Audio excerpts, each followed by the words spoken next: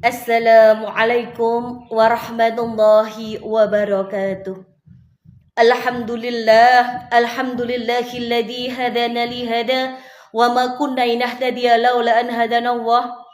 Asyhadu an la ilaha illallah wahdahu la syarikal khaliqul insan wa asyhadu anna Muhammadan abduhu wa rasuluhu fasihul lisan. Allahumma sholli wa salli wa barik ala sayyidina nabi akhir zaman sayyidina wa maulana Muhammad wa ala alihi wa ashabihi wa man tabi'ahu min ummati khairil anam amma ba'du. Sahabat yang dirahmati Allah Subhanahu wa taala. Di dalam kitab Fadhailul A'mal disebutkan bahwa sittatul asya'i tahbitul a'mal.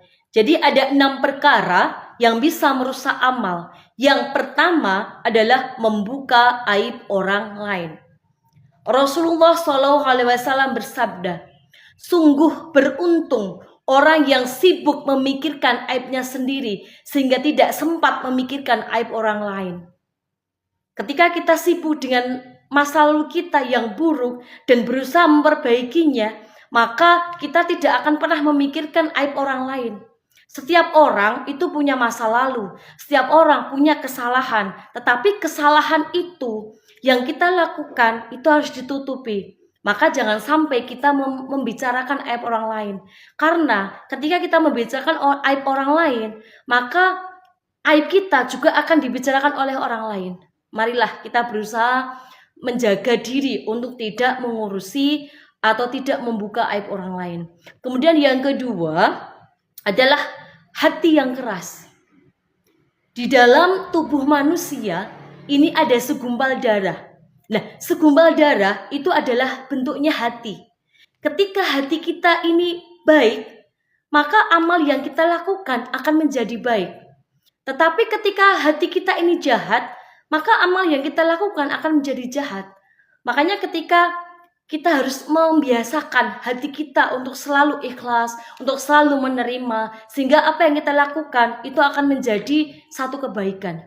Makanya selalu kita berdoa, Rabbana la tuzigh qulubana ba'da idh hadaitana wa hab lana min ladunka rahmah innaka antal wahhab. Kemudian yang ketiga, yang bisa merusak amal yaitu terlalu cinta dunia. Ketika kita berlomba-lomba urusan dunia, maka finishnya adalah kematian. Tetapi ketika kita berlomba-lomba untuk urusan akhirat, maka finishnya adalah surga. Makanya kita hidup di dunia ini ya hanya sebentar. Kita jadikan ad-dunya mazru'atul akhirah. Kita jadikan dunia ini sebagai sawah akhirat, sebagai ladang akhirat. Kita tanami kebaikan, sehingga kebaikan itu yang akan yang mengantarkan kita ke surganya kelak. Ketika kita bicara dunia, ad-dunya mata, wa khairu mata'iha al-mar'atu sholihah. Dunia itu adalah perhiasan, dan sebaik-baik perhiasan itu adalah wanita yang sholihah. Kemudian yang keempat, sedikitnya rasa malu. Di zaman media sosial yang marak akhir-akhir ini, maka banyak di kalangan kita yang sudah tidak punya rasa malu lagi. Mereka mengumbar aurat, mereka mengumbar perbuatan jahatnya di media sosial, mereka melakukan sesuatu yang tidak halal, dipamer-pamerkan di media sosial.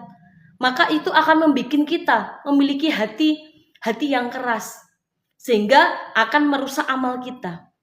Kemudian yang kelima adalah angan-angan yang tinggi.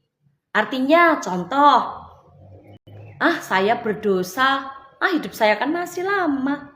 Ya udahlah, besok juga bisa bertaubat, Allah akan mengampuni. Nah, itu yang harus kita garis bawahi.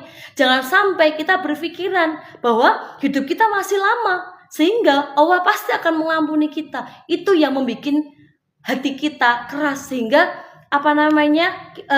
amal dunia itu bisa tertutupi dengan sedikit angan-angannya. Kemudian yang keenam adalah jangan dolim terhadap diri sendiri sama orang lain. Ketika kita udah dolim pada diri kita sendiri, bahkan kita dolim kepada orang lain, maka itu bisa merusak amal kita. Sama diri sendiri aja kita dolim pada diri kita. Kita dia memberikan haknya kepada diri kita untuk bersyukur, untuk mensyukuri nikmat Allah, bahwa kita diciptakan oleh Allah adalah untuk beribadah, semata-mata untuk menyembah kepadanya. Maka kita jangan sampai dolim terhadap diri kita sendiri. Apalagi yang lebih parahnya lagi, ketika kita dolim terhadap orang lain. Ketika kita berdosa sama Allah, kita bisa minta ampun, kita bisa bertobat, kita bisa minta maaf kepada Allah.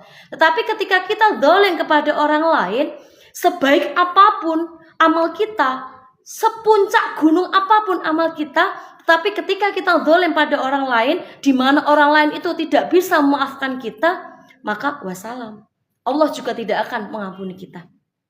Saya kira cukup sekian. Ila liqa ma'assalamah. Semoga apa yang saya sampaikan ini bermanfaat. Mohon maaf ila awamit thoriq. Wassalamualaikum warahmatullahi wabarakatuh.